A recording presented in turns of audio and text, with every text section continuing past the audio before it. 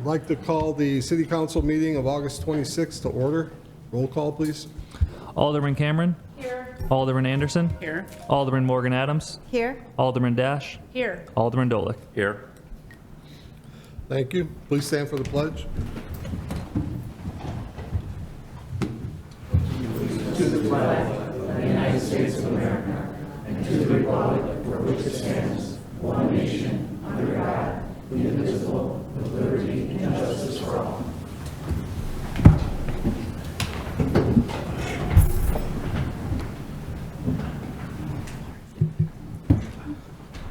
Okay, approval of the minutes. We need a motion to approve the July 22nd, 2024 City Council regular meeting minutes. So moved. Anderson. Second. Morgan Adams. We have a motion and a second. Yep. Roll call, please. Alderman Cameron. Aye. Alderman Anderson. Aye. Alderman Morgan Adams. Aye. Alderman Dash. Aye. Alderman Dolick. Aye. Motion passes. Presentations and update. We have an update on the Willow Road Owen Court Flood Control Project by engineer Dan Strahan. Thank you and good evening, everyone. I've got some more detailed information in the packet, but just to kind of summarize and to recap, it's been a while since I've been up here with this project. The intent is to raise Willow Road and Owen Court, of course, out of the floodplain. As part of that, we have a compensatory storage area that we would create upstream on McDonald Creek at Our Redeemer Lutheran Church and some Park District property. The current estimated cost of that is about $3.2 million. We've got funding in place through an IGA for $1.8 million from Cook County Highway Department, about $800,000 from MWRD, and about $600,000 would come from the city in the form of Rebuild Illinois funds. We'll come back to that in a minute. The reason I'm really here today is a key design issue that's emerged with the construction of Willow Road, and that's the geotechnical side of this design. So the first phase, the preliminary engineering phase of the project was headed up by the MWRD, and that phase, it reviewed several options for Willow Road and how to prevent future settlement from the additional fill that was being placed on the road. Again, they reviewed several options, and in the phase one report, they described the preferred option as a surcharge approach. And to summarize that real quick, basically they'd be placing an additional 5 feet of fill over the top of the road with the idea that that additional weight would help the road settle faster. Then you'd remove the additional fill, build the road to the grade that it's supposed to be built at. So that was the approach that was favored during phase one. That's what we designed our plans based on. As we've been going back and forth with Cook County in the review process, they had some comments about it and how we were going to do that. And within the last few months, the comments have been a little more concerning just from the standpoint of looking for really detailed design calculations, which made us start to wonder, is this really the approach that they felt comfortable with? And as we met with them in May, it became, I think, clear to me that they were really having concerns that this wasn't the best long-term approach for the roadway to design it this way. And so they're looking at, or they encouraged us to look at other options, more of a detailed foundation design, perhaps drilled piers, perhaps more of a bridge approach. And it started to kind of vary from the initial proposal that we had put together for phase two, which was just to put together design plans based on the phase one design. So two things that really we're looking for some direction from City Council tonight. One, as I mentioned, the city portion of the funding is utilizing Rebuild Illinois funds. One of the requirements of using Rebuild Illinois funds is that those are expended by July 1st to 2025.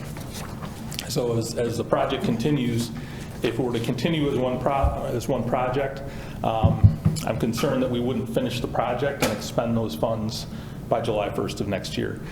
So what we'd suggest is to kind of divide the project in two, bid out a project that would construct Owen Court and the upstream compensatory storage area first, and then as a later project after the geotechnical design concerns have been addressed, the Willow Road project could take place further down the road. That project wouldn't be built with the Rebuild Illinois funds.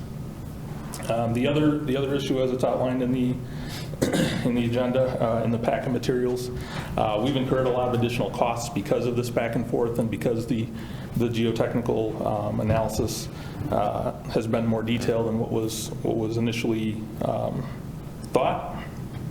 And so we have requested an amendment to our original proposal. So those are the two things that are before you tonight, and I'm available to answer any questions you might have. So will the Owen Road project, completing that, will that utilize all of the Rebuild Illinois funds that are available? Yeah, Owen Court and then the upstream compensatory storage area. Will that'll utilize all of them?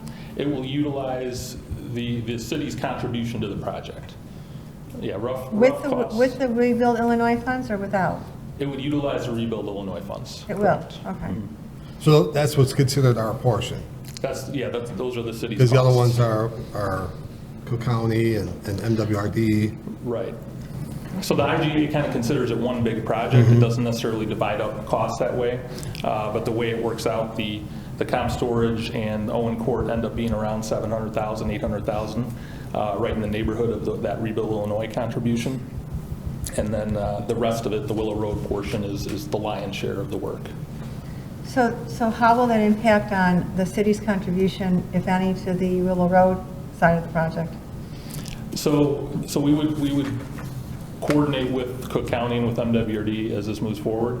But we've expressed to them on several instances the need for the city to fund their contribution through Rebuild Illinois funds. And so that project would be paid for entirely with the Rebuild Illinois funds. If bids come in a way that, the city still has some cost share for the Willow Road portion, then that would have to be either, you could still use MFT funds, you could use city funds to make up that difference. So what does that mean in terms of the bottom line as to what it's going to cost the city for the Willow Road project side of it? It theoretically shouldn't increase the cost at all. Bidding it as two separate projects, you may incur some additional costs just due to scales of economy and that kind of thing, but Okay.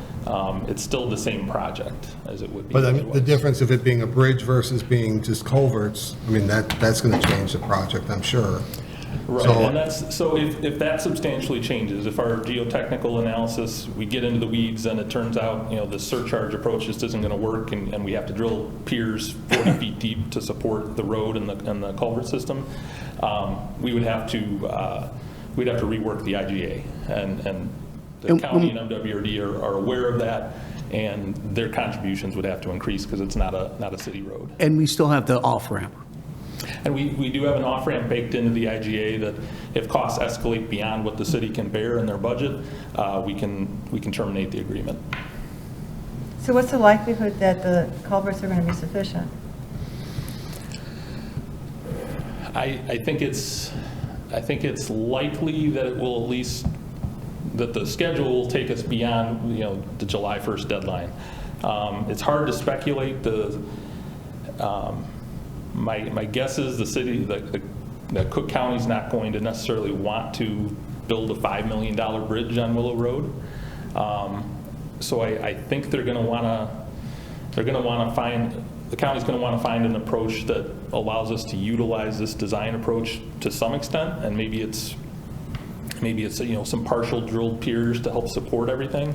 But it's hard to determine at this point exactly what direction that's going to go.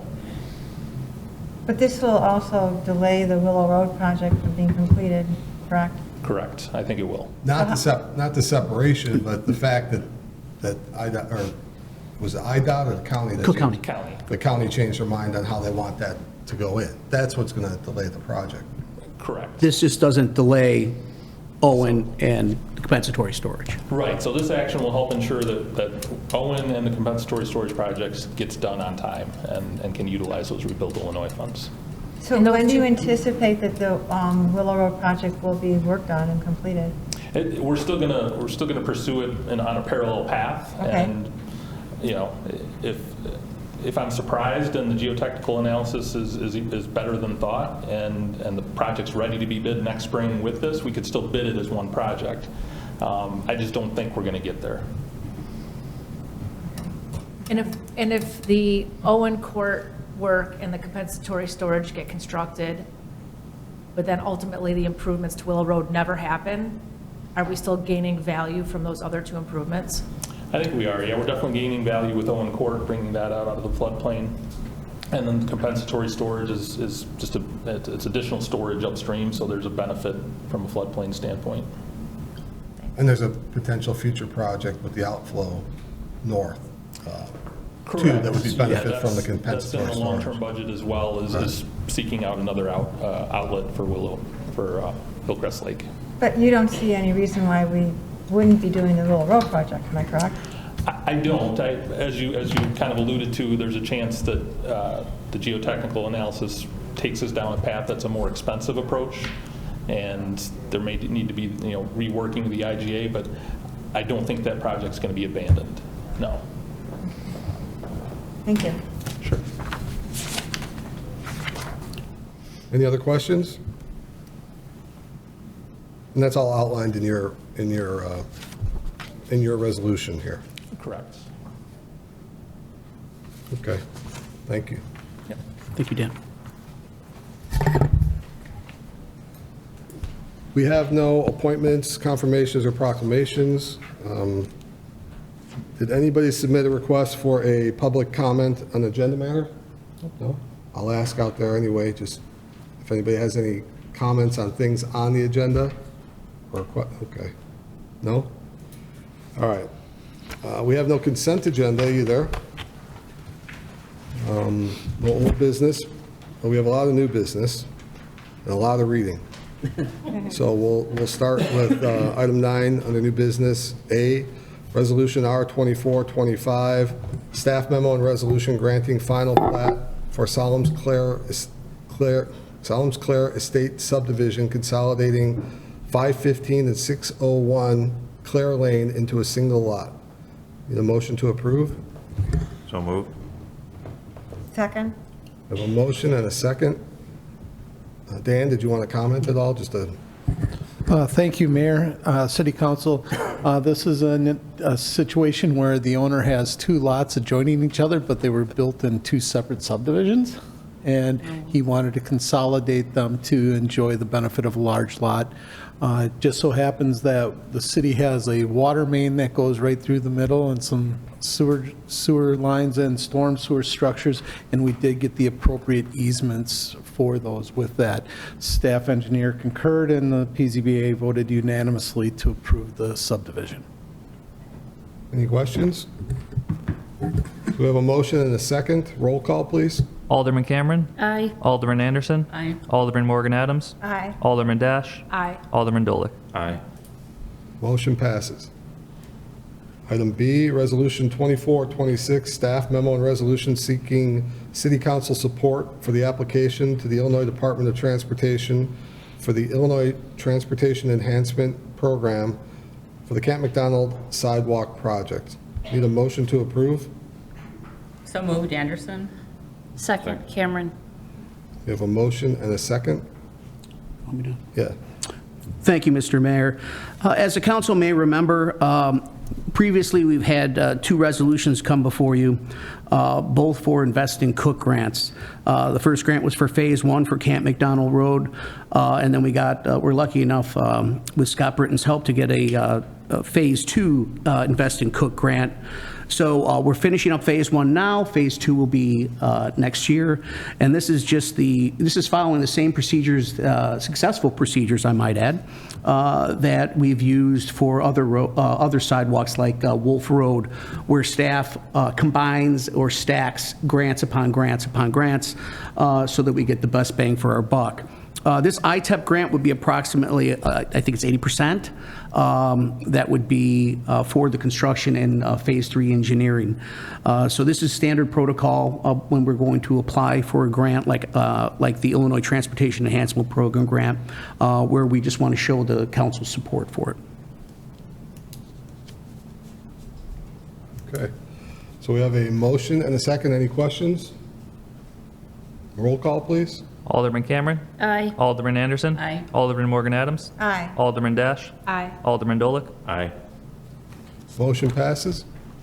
Item C, Resolution 2427, staff memo and resolution authorizing a civil engineering services agreement with Gewalt Hamilton Associates Incorporated for the supplemental engineering services for the Willow Owen Flood Control Improvement Project.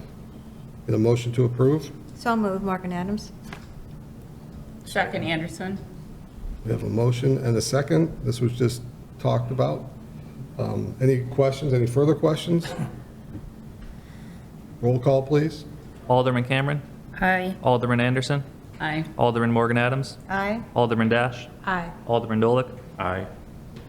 Motion passes.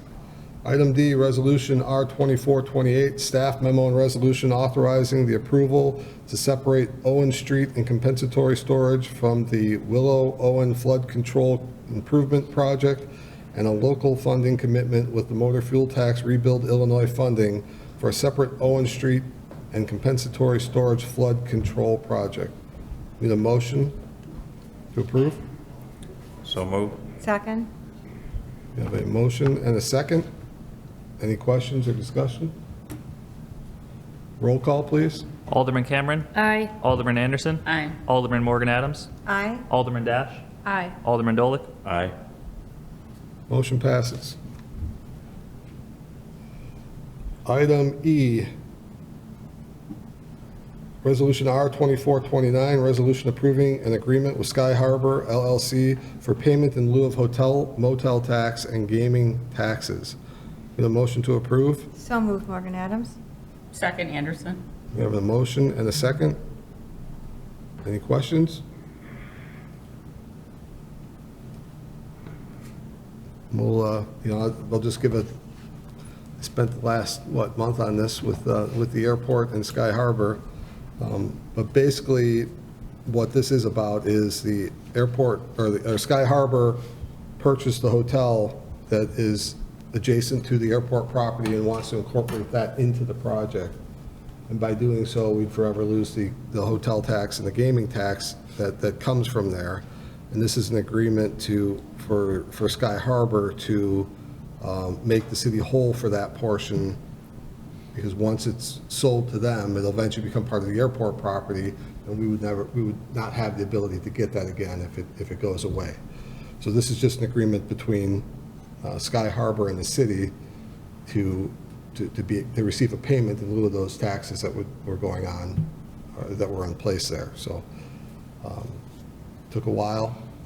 It's our best interest. It's in the airport's best interest. It's one of those few that everybody wins, and we get a really good project with it now. Once this is done, there's about 20 hangars that'll be built. It's really good for the airport and the area, and we're excited to see it come. So we have a first and a second.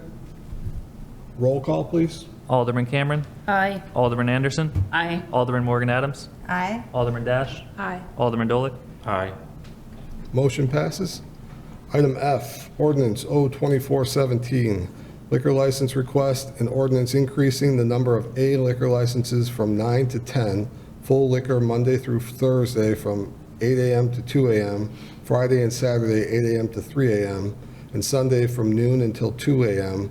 for Pizza Pavia, 6 North Elmhurst Road, and reducing the number of C1 licenses from 6 to 5. Need a motion to approve the first reading. So moved, Anderson. Second, Morgan Oh, Adams. this is the first reading. Do we even need, we don't need to read it, correct? No. First. No vote. This is just a first reading, so now it'll come up again at our first meeting in September for approval. All right. Anybody have questions on it anyway? Mr. Mayor, if I may, just for everyone's knowledge here, the difference in what they're asking for is a full liquor license versus a beer and wine license that they currently hold. The hours are exactly the same. Thank you for that. So we'll see you again in, what is it, the second Monday in September? Do you Ninth? want to, think it's the do ninth. you want to say anything? You want to say anything? Did you want or- to say anything, or? Unnecessary. Good evening, Mayor and the rest of the village council. Thank you guys for having us tonight. The big thing is I just want to say something about the hours. They're going to be on Monday through Thursday would be until midnight, and then Friday, Saturday would be till 2 a.m., and then Sunday would be until 10 p.m. So we do still want to stay within the time frame of the hours that are shown there, but not as, I don't want to be open until 3 or 2 on Monday through Thursday. It's a little excessive. And the other major thing that I'm noticing is there is a demand for hard liquor at Pizza Pavia. And with that demand, I'm losing parties. So that's the main reason why I wanted to do this, is because of that demand. And it's beneficial for both sides. So, That's right. All right. thank you. Thank you.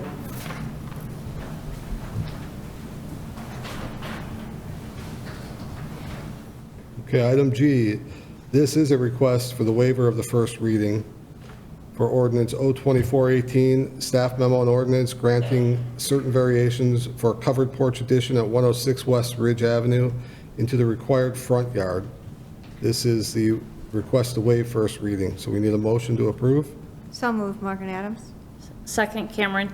We have a motion and a second. Dan, I think you talked about this at our last meeting, or maybe you and I talked about it, and I just think it was at the meeting, but you want to explain this? Yes, thank you, Mayor. City Council, the owners at 106 West Ridge, the Lahers, have a property that was built prior to the city becoming a city. Their front yard setback was platted at 30 feet. Part of their house and structure was built to that 30-foot setback. The rest of the house is approximately 40 feet back. They testified at the ZBA that they are in the process of remodeling and planning, and they're planning for the future to have better access and put a covered porch, a better walkway approach to the house. It would be keeping in line with the existing 30-foot setback that's there, and it is in conformance with the rest of the front yards of the neighborhood.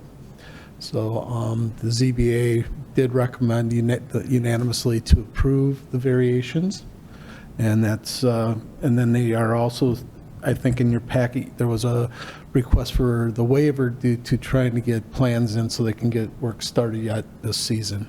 Thank you. Any questions? Okay, so this is the waiver of the first reading. We have a motion and a second. Roll call, please. Alderman Cameron. Aye. Alderman Anderson. Aye. Alderman Morgan Adams. Aye. Alderman Dash. Aye. Alderman Dolick. Aye. Motion passes. Item H now is the approval of that ordinance. So item H is ordinance 02418, staff memo and ordinance granting certain variations for a covered porch addition at 106 West Ridge Avenue into the required front yard. This is approval.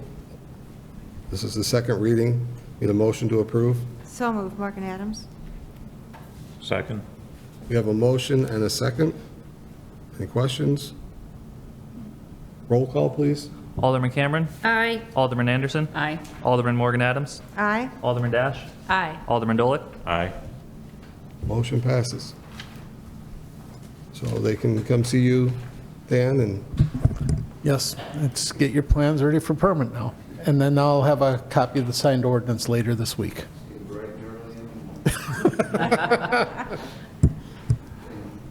Item 10, staff and elected officials and commission reports. We'll start with the July finance report by Assistant Finance Director Bob Tanhill. Thanks, Mayor and City Council members. Present the financial report for July 31st, 2024. We're now 3 months into our FY 24-25 budget with 25% of the year passed. Our total combined total city revenues represent 21.3% of the budget, with our expenses reflecting about 14, almost 15% of the budget. All the revenues and expenses that we have budgeted for are within the numbers. The money coming in from the Illinois, from state of Illinois is right at budgeted numbers. Same with our water and sewer fund revenue and expenses. Speaking of city revenues, the finance department and staff members are going to start their vehicle sticker campaign to recoup those who forgot to buy their sticker for this year or failed to do so. And just to give you some insight on how that works, we request a database from the Secretary of State which shows all the registration of plates that are registered to the city of Prospect Heights. We use that database. It's usually, we just received it 2 months ago, and it's supposed to be as of June 30th, 2024. So it shows all the plates that are registered at Prospect Heights. We use that and we compare it to our database that we have where we enter the people that bought their stickers. We run a report and do a comparison between Secretary of State's database and our database of all paid stickers. Those that do not show up in our system but are showing up on the Secretary of State, we develop another spreadsheet and then we vet that, then go through that to make sure that we didn't miss anything. And then we come up with so many license plates that are registered to the City of Prospect Heights, but we're not in the database that we're paid for. And then we end up doing is send a letter to those residents that own those plates or vehicles that are registered to the city, and basically ask, hey, your vehicle or plate is registered to the City of Prospect Heights, but it's not shown as has a paid valid sticker for this year. Please contact the city and let us know why that is, and we can work with them and get that fixed. Usually what happens is some people sell their cars and they forget to tell the Secretary of State to take the plate out of the system, and it sits there until someone tells them to destroy the plate or destroy it. And that comes up on that database. Well, what happens if it's not in our database? Then we send that letter. Another thing is that sometimes they buy new cars and they forget to call the city and let them know that, hey, we just bought a new car, but we bought a sticker for the old car, and they forget to tell us to change it to the new plate, and they may get a letter on that. So we're going to be sending out letters in the next couple of weeks. We're looking at maybe about 3,000 to 4,000 letters. That's 3,000 to 4,000 plates. That's not 3,000 to 4,000 residents, because some residents could have 3 or 4 cars that might get a letter on it. Let's see what else said on that.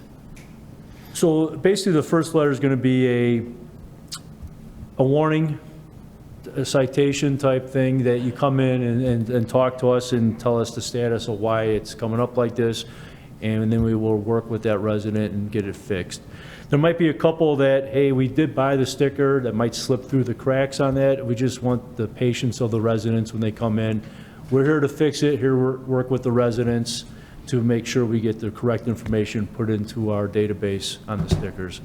You know, right now, like I said, we're still in the process of vetting about the 4,000 vehicles that we found, and we're trying to reduce that as much as we can so we don't inconvenience too many people on this. And again, it's a major revenue source for the city. It's very important. Sometimes people just forget to buy a sticker. They get caught up in other things. They forget about when they sell their car that the plate still stays with the Secretary of State. So if you have, if you're watching and listening and have this, you know, just bear with us. We're going to work with you, but also remember that your responsibility is to tell the Secretary of State to take the plate out of the system so it doesn't show up on that database. So that'll be coming in the next couple of weeks with that. So. What if you let license plates expire? Like if you just, like, let's say you've got new plates and the old ones you don't renew, does that? That's where, right now, that's where we're vetting right now, because there is a section of the database that shows the plates, the expiration date on the plates, and we're taking those out if they're expired for less, 6 months or more. And we're figuring that those plates are no good anymore on that vehicle type of thing. But what's really happened is a lot of people, like we had last year come in, a lot of people have sold those cars and they didn't realize that they have to cancel the plate with the Secretary of State, and they were relying on the car dealerships to do that, and most car dealerships aren't doing that type of thing. So, and a lot of people left their plates on their car and sold the car with the plates and told them that's not a good idea either. So, and just for clarification, yeah. If the car is registered here, they need a sticker, even if the car is elsewhere. For instance, a college student has that out of state all year. Correct. We had several of those where, well, the car is not housed at my house. It's down at school with my son or daughter, or he's living in the city now and doesn't want to pay the city sticker type thing. We had a couple of those. I said, well, based on the ordinance, if it's registered to the City of Prospect Heights, you have to have a valid city sticker based on the registration of the vehicle. Yeah, Even if it's principally housed in Prospect. Correct, yeah, our also. code is a little bit more encompassing in that not only is it registered to an address here under the jurisdiction of Prospect Heights, but if it's housed here, regardless of where it's registered, if the vehicle is actually housed here in Prospect Heights, you have to buy a sticker as well. Correct. And the reason we go through the Secretary of State, it's, believe me, it's a lot of work for the front desk and for the finance especially. It's because we've heard on so many occasions from residents, I constantly buy my stickers every year, but my neighbor has never bought a sticker. So the only way we can find those people that are habitually not buying stickers is through the Secretary of State's information. So that's why we will send out that first letter just as a warning ticket type of letter, say, hey, come on, talk to us, let us know why your vehicle is showing up on this database and you haven't bought a sticker yet. And then the second round will be the citations, going through our adjudication court system, where they're going to have to come to court and explain to an adjudicator about why there's no sticker on the car or the status of the plate. Okay, That's it. Thanks. thank you. Let's go to my left for elected officials. Any reports or comments? No. Rich?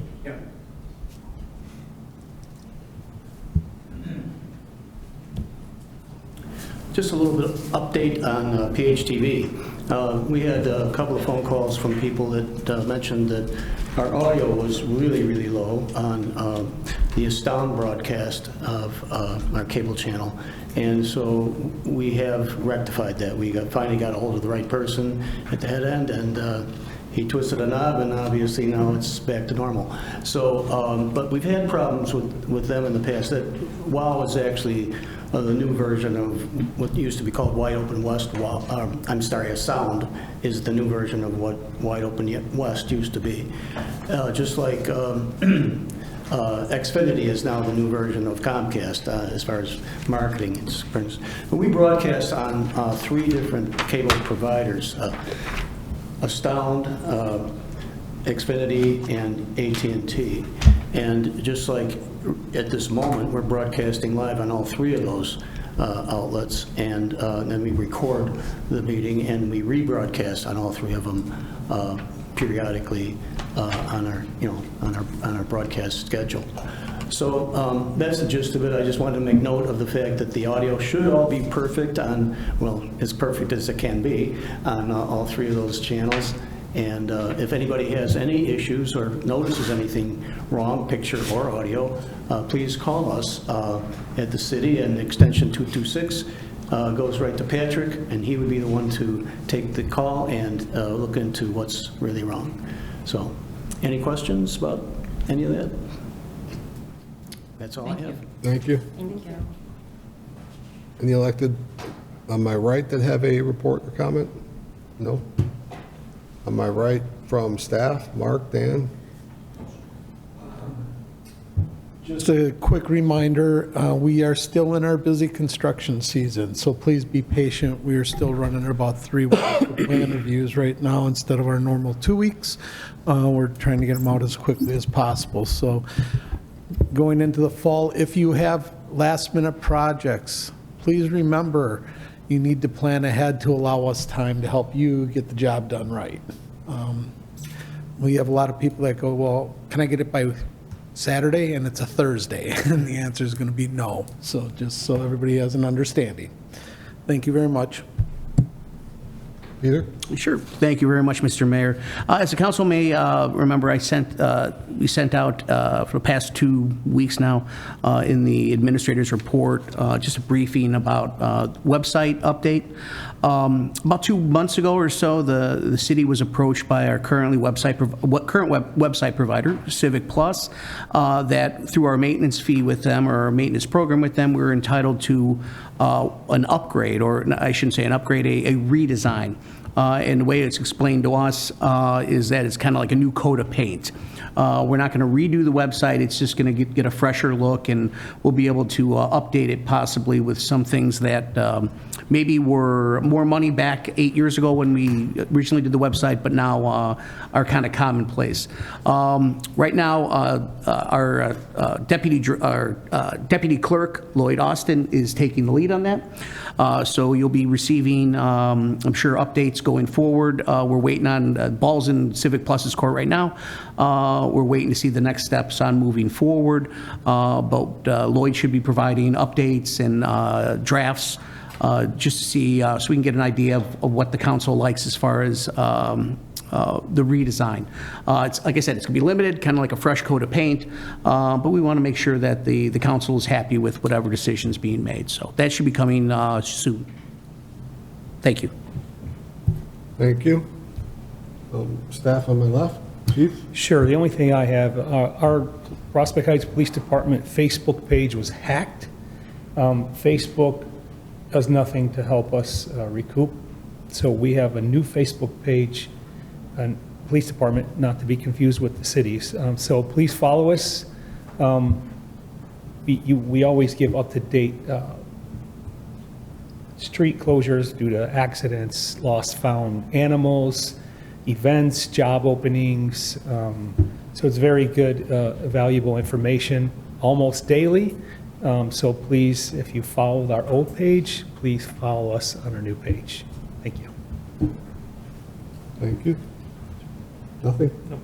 Okay. Item 11, approval of the warrants. Will the clerk read the warrants for approval? For the August 26th approval of expenditures, total expenditures are $209,924.24. Wire payments on 8/9/2024 payroll, $189,555.67. July Illinois Municipal Retirement Fund payment, $15,391.67. And the total warrant of expenditures, $414,871.58. We need a motion to approve.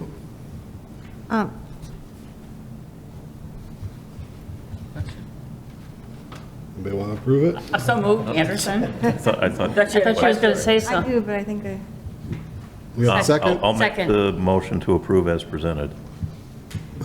I have a We've got a question. lot of Wait. approvals. All right, wait, so we have a motion by Alderman Anderson and a second by Cameron. Cameron? Okay, Oh, and I have a question. so now we'll have a question. So I need some, can you explain the tourism district expense?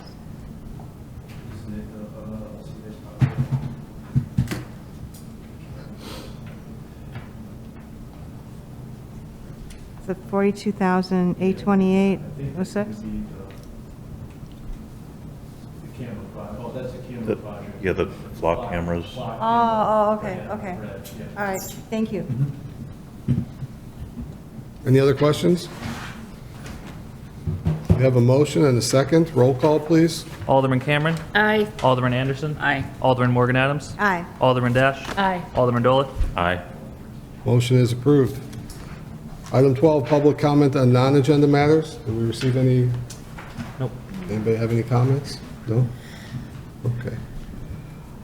We have no executive session tonight, so there'll be no action on executive session. And with that, I look for a motion to adjourn. So moved. Motion to adjourn. Hold on. Anderson? Second, Cameron. We have a motion and a second. All those in favor say aye. Aye. Opposed?